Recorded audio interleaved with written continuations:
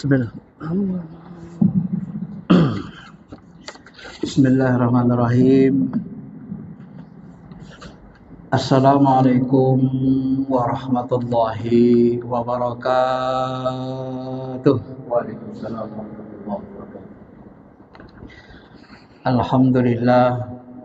Alhamdulillahilladzi an'amana binikmatihi ikhwana. Asyhadu an la ilaha illallah wahdah la syarikalah wa asyhadu anna sayyidana Muhammadar Rasulullah. Allahumma salli ala habibina syafi'ina wa maulana Muhammadin wa ala alihi wa sahbihi ajmain, amma ba'd. Ma'asyiral muslimin, jemaah salat zuhur yang dirahmati Allah, mari sama-sama kita mensyukuri nikmat kehidupan yang sekali Allah berikan, nikmat jasmani, kesehatan, al-afiyah maupun rohani, terutama nikmat iman, Islam dan ihsan, serta nikmat ma'rifah kepada Allah Subhanahu wa taala. Ma'asyiral muslimin, Bapak Ibu yang dirahmati Allah, hari ini kita pilih tema yang dari kitab yang sama, Kifayatul Akhyar. Temanya supaya lebih menyentuh kehidupan nyata kita ambil tema yang aktual, yaitu perihal membela diri. Bagaimana hukumnya, bagaimana caranya.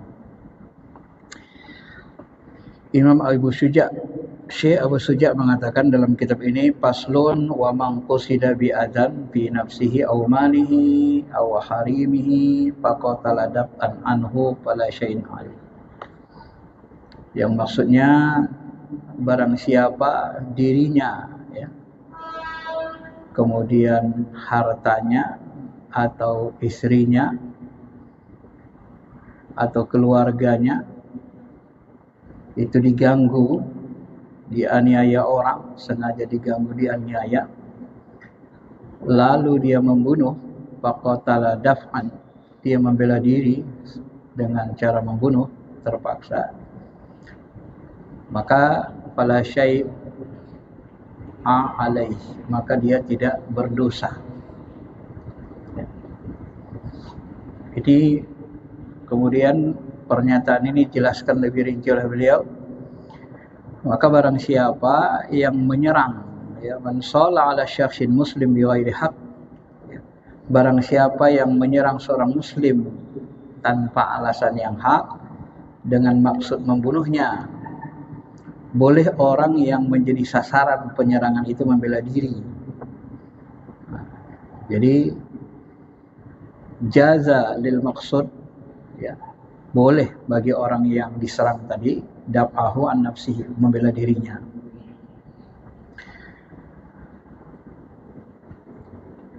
Jika tidak kuasa, kalau dia nggak kuat bela diri, nggak kuat atau tidak dapat berlindung diri di satu tempat atau sebagainya, jadi kalau kita udah nggak bisa berlindung, udah terpaksa, boleh bela diri. Tapi kata beliau, ini ada disebutkan beliau lagi, jika dia masih sanggup berlindung, kalau dia fa'in qadra ala malja', maka kalau dia masih sanggup berlindung, maka dia menurut pemahaman beliau wajib dia berlindung.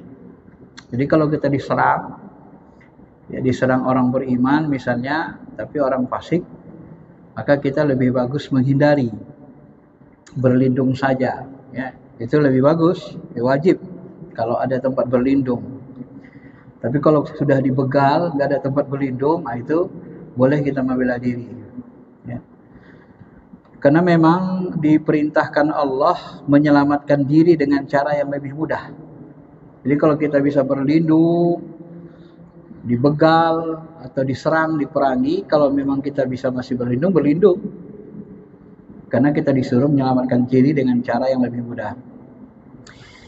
Menurut beliau, ini adalah qaul yang sahih dari sekian qaul yang dipertentangkan, yang diperselisihkan. Bagi beliau memahami ini adalah pendapat yang sahih. Kemudian beliau lanjutkan lagi, ya, ada orang yang mengatakan ia boleh menetapkan dirinya, kemudian dia juga perlu menentangnya. Artinya dia boleh menentang juga.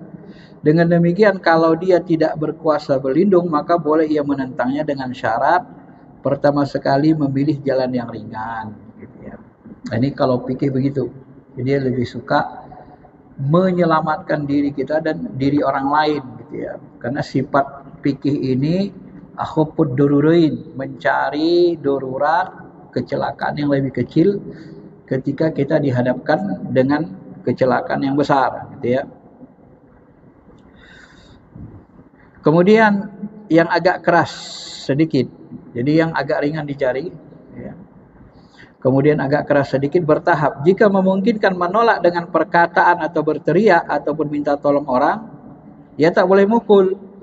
Jadi kalau dengan berteriak maling, kita bilang gitu kan, orang nolong kita sudah cukup, nggak perlu dipukul pencurinya, gitu. Nah, beliau memahaminya begitu.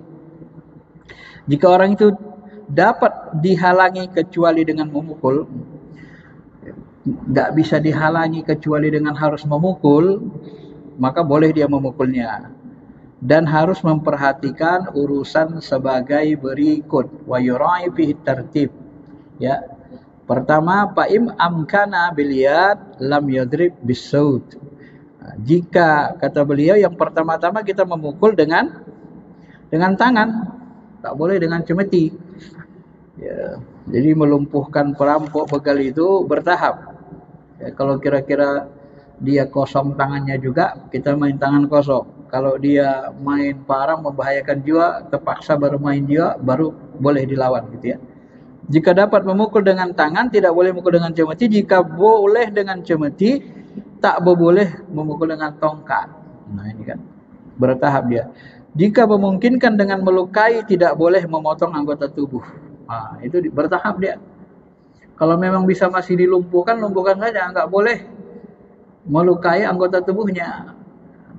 Ya, misalnya enggak boleh kita buat terpotong kakinya gitu dengan benda tajam. Kalau masih bisa kita lumpuhkan dengan memukulnya gitu. Ya. Piting lehernya misalnya. Ya. Tapi kalau sudah terpaksa, ya namanya terpaksa, jadi boleh kan gitu. Dan jika memungkinkan dengan memotong anggota tubuh, tidak boleh membunuhnya. Nah, jadi kalau sudah terpotong tangannya, dia sudah berhenti, udah nyerah, nggak boleh lagi dibunuh.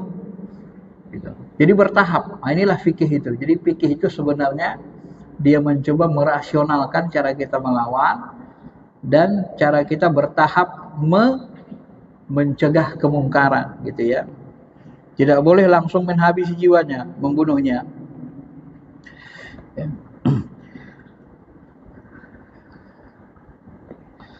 Dan jika dia terpaksa membunuh, maka dia boleh membunuhnya, ya, menghabisi nyawanya. Akan tetapi walaupun sudah membunuh, kata beliau, wala qisas alaih wala diyah wala kafarah. Dan orang yang melawan itu tidak boleh dikisos, tidak ada diyat, tidak ada kafarah. Yang namanya pembegal atau perampok itu pakai celurit kan, dan dia tidak mau lepaskan celuritnya, dia harus potong leher kita, dipaksa kan. Nah, maka kalau sudah terpaksa seperti itu boleh. Dan menurut hukum Islam, orang yang terpaksa begitu boleh, ya, kalau dia mau terancam nyawanya dan terpaksa harus membunuh baru dia berhenti, maka dibolehkan dalam hukum Islam. Ini didasarkan kepada ayat Quran, wala manin tasara ba'da zulmihi faulaika ma alaihim min sabil. Surah ayat 41. Dan sesungguhnya orang-orang yang membela diri sesudah aniaya tidak ada satu dosa pun atas mereka. Jadi membela diri sesudah dianiaya, gitu ya. Kita membela diri sesudah kita dianiaya. Nah, kalau kita hubungkan dengan konteks yang sekarang Palestina dengan Israel, kalau memang Palestina itu kita anggap dijajah, ditindas, boleh membela diri, gitu kan? Boleh sebenarnya bela diri, tidak ada masalah. Tapi kalau bisa damai, lebih bagus damai. Tapi kalau nggak bisa damai, terpaksa, ya terpaksa perang, begitu kan? Nah, ini harus kita pahami secara Rasional, jenjang fikih itu begitu, ya. Kalau memang bisa damai, damai, itu lebih utama. Tapi Palestina ini kan kasihan banget ya. Harusnya mereka dimerdekakan, Israel merdeka, mereka merdeka, sudah. Wilayahnya masing-masing hidup damai berdampingan. Ya sama Mesir kan bisa damai. Sama Jordan kan bisa damai. Kenapa sama Palestina nggak bisa? Harusnya kan berpikir begitu. Nah, ini yang kasihannya begitu, ya. Karena Palestina itu dari dulu terkesan seperti dijajah. Maka hal ini sebenarnya dibolehkan kita membela diri apabila kita sudah terpaksa.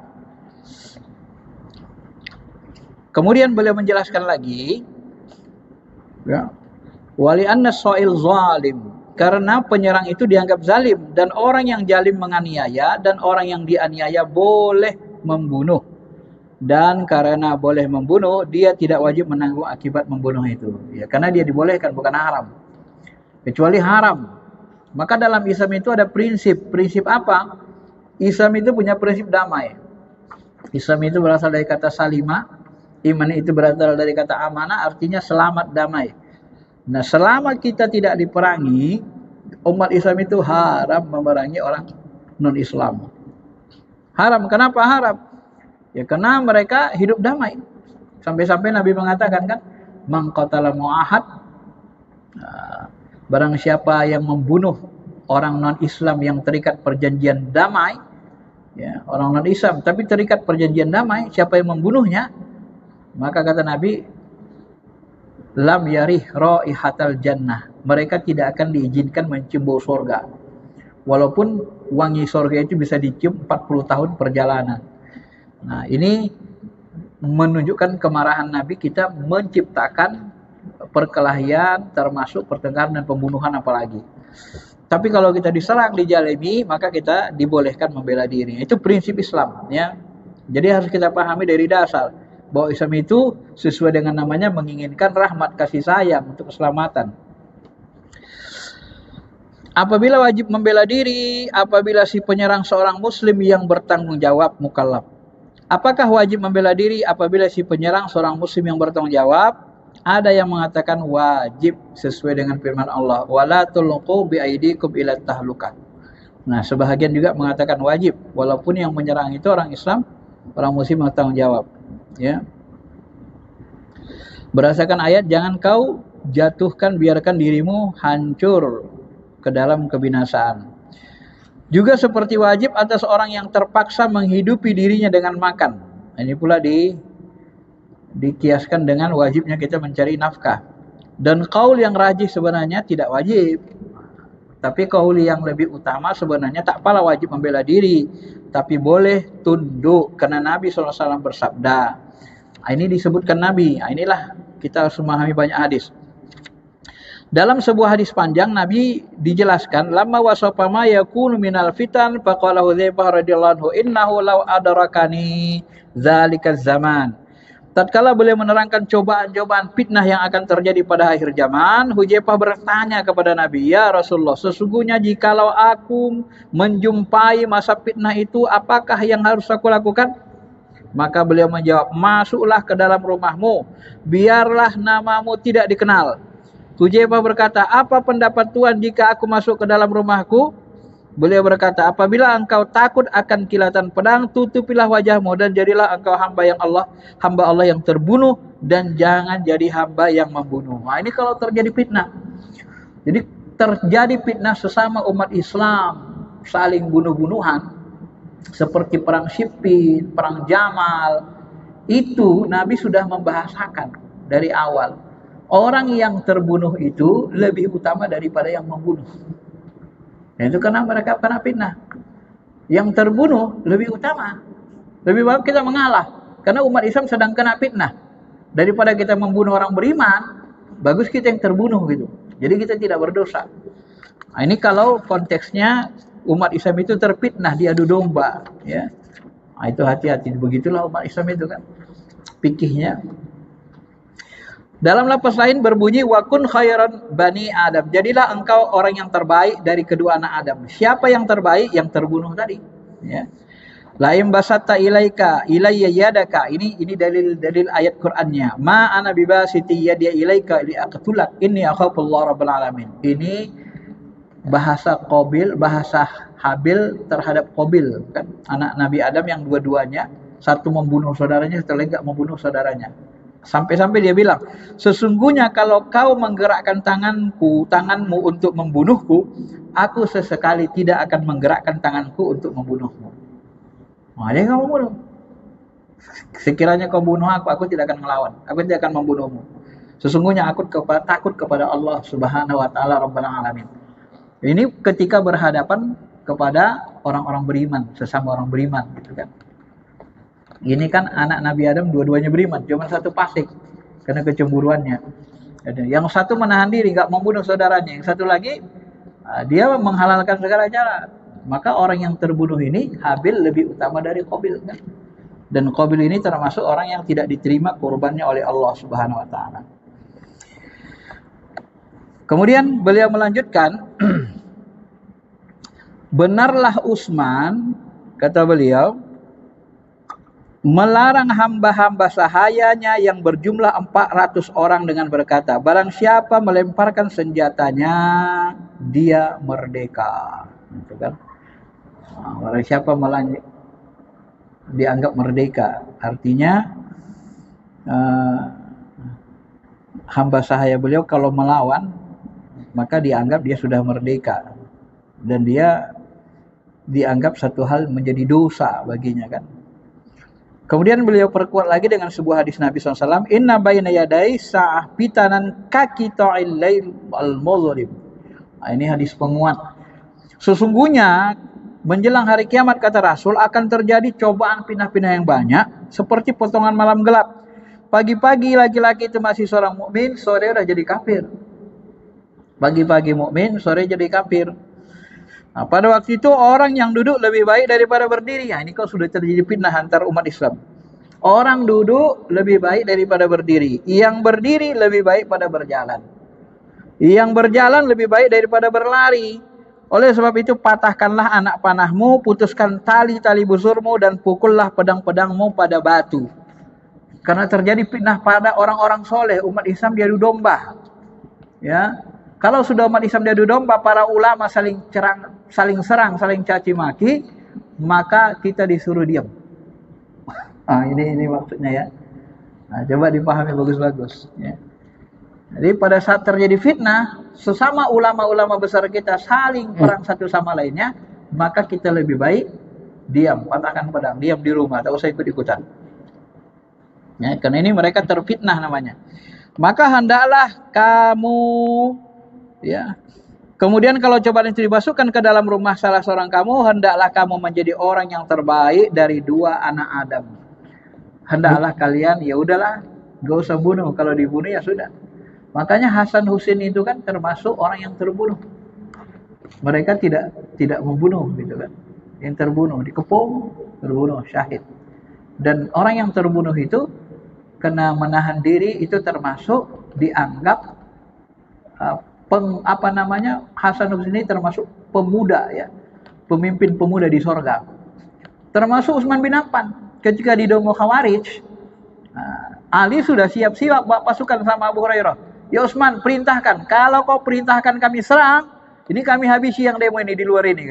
Ngancammu aja nih. Jangan hai Ali, mereka hanya menginginkan darahku, tidak menginginkan umat Islam lainnya. Aku tidak mau umat Islam saling menumpahkan darah.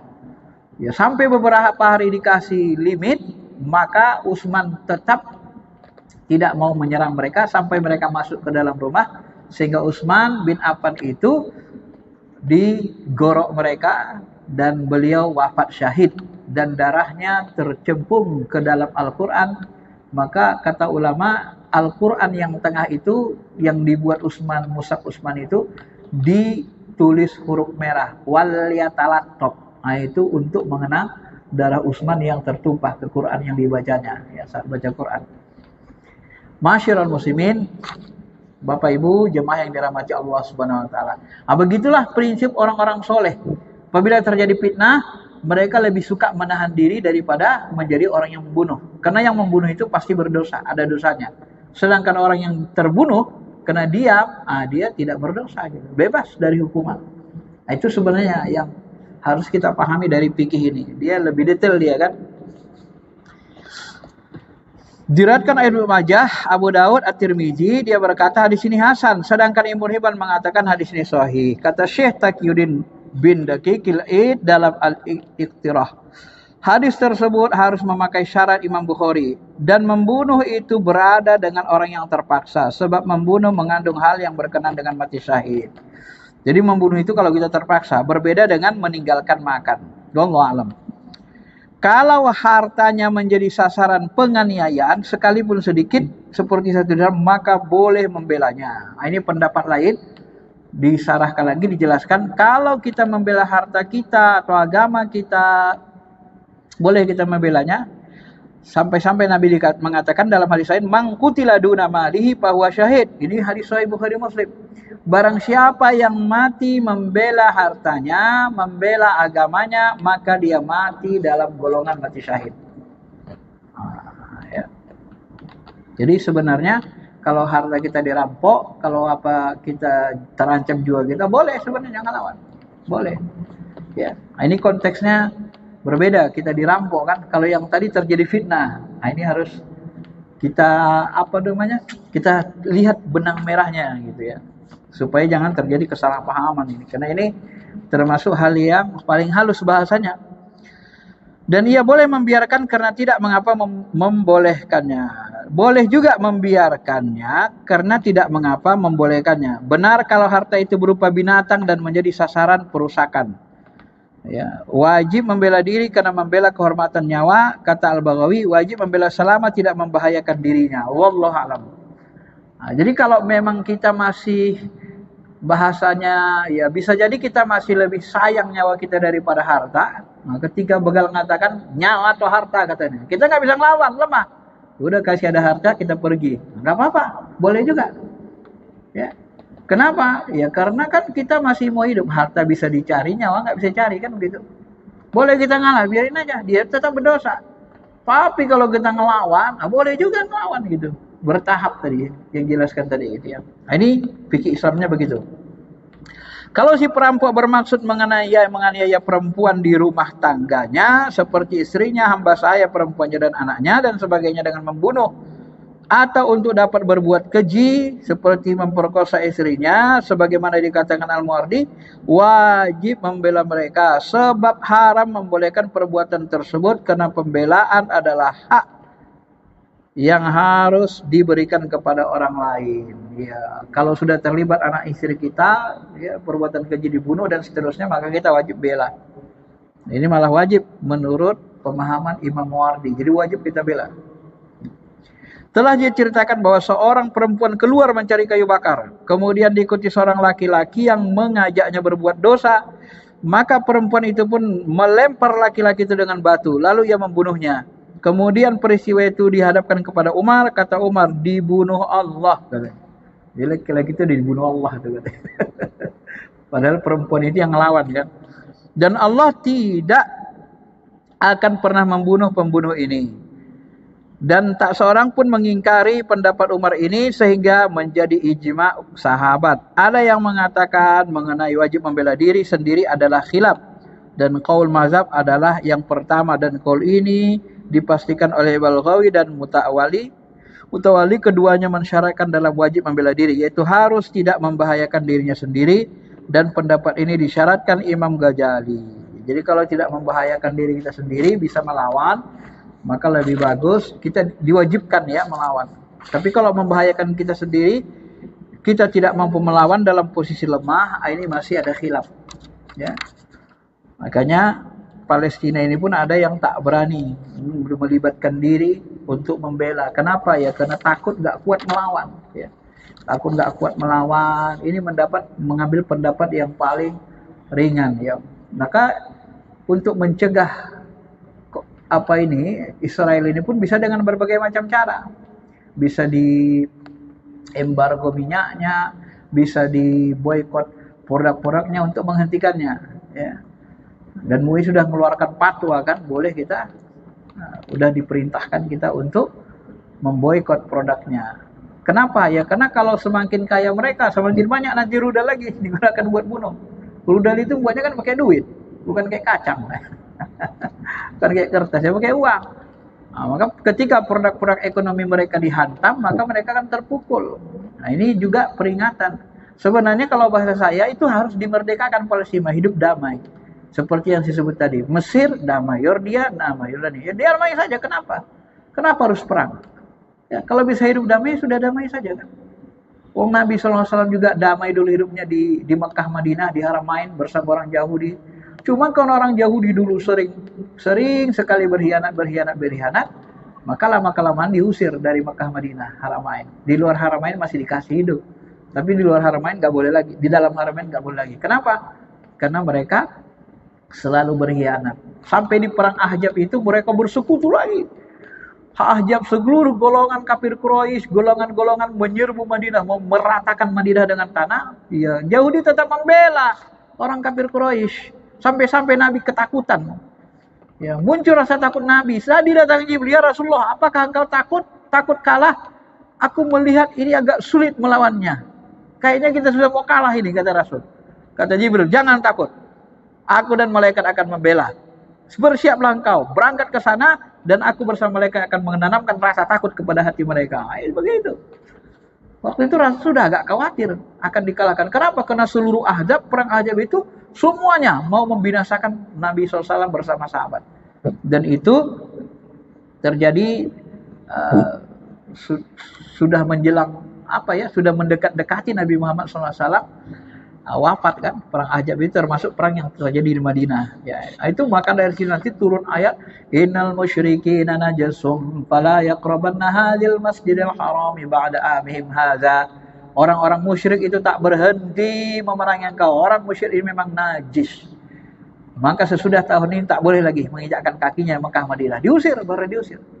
Karena mereka tidak mau memang berdamai. Berbeda dengan orang yang berdamai, maka berdamai. Maka dimanapun negara-negara Muslim rata-rata, apalagi Asia Tenggara ini yang akidah ulamanya Ahlus Sunnah wal Jamaah, rata-rata orang non-Islam ini aman. Seperti kita, walaupun 90%, 85% Muslim, orang non-Islam di negeri ini aman. Bahkan kadang-kadang saking amannya mereka yang menjalimi kita, ya kan? Harta kekayaan negara diambilin, kadang tanah-tanah negara di macam-macam lah begitu ya. Saking mereka amannya. Kalau tak aman kan, tak mungkin mereka berbuat begitu. Nah, itulah menunjukkan sebenarnya akhlak Islam itu jauh lebih tinggi daripada akhlak-akhlak yang ditunjukkan orang-orang non-Islam, apalagi mereka yang suka berbuat zalim. Karena sebenarnya musuh bersama itu adalah kezaliman. Orang zalim itu musuh umat Islam dan musuh umat non-Islam. Maka Nabi pernah mengatakan dalam hadis sahih, ittaqu da'watal mazlum, takuti kamu doa orang yang dijalimi. Kenapa? Doa orang yang dijalimi itu mustajabun. Walau kana kafiran, walaupun orang yang dijalimi itu orang non-Islam, orang kafir. Ya. Tidak boleh kita menjalimi. Itu prinsip Islam. Maka Umar bin Khattab itu ketika dia berkuasa, diriwayatkan apa yang terjadi? Ya, salah satu orang Yahudi yang rumahnya digusur Amr bin As. Kenapa digusur? Sebenarnya alasannya sangat bagus. Kenapa? Mau melebarkan masjid. Orang Jumatan gak cukup lagi. Rumahnya di sebelah masjid. Ya, udah dibeli nggak mau, dibayar mahal juga nggak mau. Ya udah digusur Amr bin As. Tapi ketika dia melapor ke Umar bin Khattab, apa yang dilakukan Umar? Dikasih 2 tulang, satu di garis vertikal, satu di garis horizontal. Kasihkan sama Amr bin As. Melihat garis lurus itu menggeletar, dia ketakutan. Orang Yahudinya heran, kok kamu takut kenapa? Masih lihat tulang aja udah takut. Iya, garis yang vertikal ini menyuruh aku berbuat adil. Kalau aku nggak bisa buat adil, maka Umar mau memenggal leherku dengan garis horizontal. Nah, itulah membuat dia ketakutan. Ya. Akhirnya orang Yahudi masuk Islam. Nah, ini Yahudi lemah. Yahudi ini tidak memarahi umat Islam. Nah, kalau dia berdamai dengan umat Islam begini, kita nggak boleh perangi, nggak boleh dijalimi. Jangankan diperangi, dijalimi aja nggak boleh. Nah, sebab kalau kita jalimi, mereka berdoa, ya Allah hancurkan umat Islam, hancur nanti umat Islam. Karena doa orang kafir itu walaupun dijalimi itu, walau kafir dikabulkan Allah. Maka musuh dunia itu kejaliman. Ayo begitu. Musuh dunia, seluruh dunia kejaliman. Baik dia orang non-Islam maupun Islam. Itu musuh dunia. Nah, maka yang membela Palestina pun banyak. Karena menganggap Israel jalim.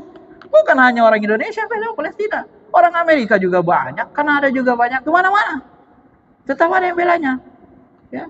Sampai pendeta-pendeta pun ada juga yang bela Palestina. Walaupun terjadi pro kontra. Kita sebagai muslim ya tetap kita meyakini Palestina di pihak yang benar begitu kan. Nah, inilah fikih Islam kalau kita pahami secara lebih rinci dan kontekstual untuk konteks kehidupan kita hari ini. Masyiral muslimin, Bapak Ibu yang dirahmati Allah. Saya kira itu saja dulu penjelasannya ya. Mudah-mudahan bisa dipahami. Kalau ada yang mau bertanya silakan.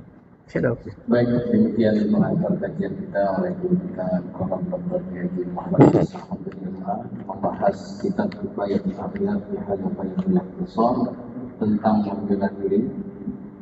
Ada beberapa hal yang sudah disampaikan oleh guru kita tentang hukum dan caranya. Di saat seseorang harta istri keluarga diganggu atau dianiaya, maka dia mempunyai hak untuk membela diri. Tentu membela dirinya dengan secara bertahap. Maka dia harus memilih akhaful dararain. Dia harus mengambil yang lebih ringan akibatnya. Tentu saat dia dengan membela diri dengan tangannya dianggap cukup, maka cukuplah. Atau sebelumnya dia teriak, kemudian dia membela dengan tangannya dengan tanpa tujuan melukai.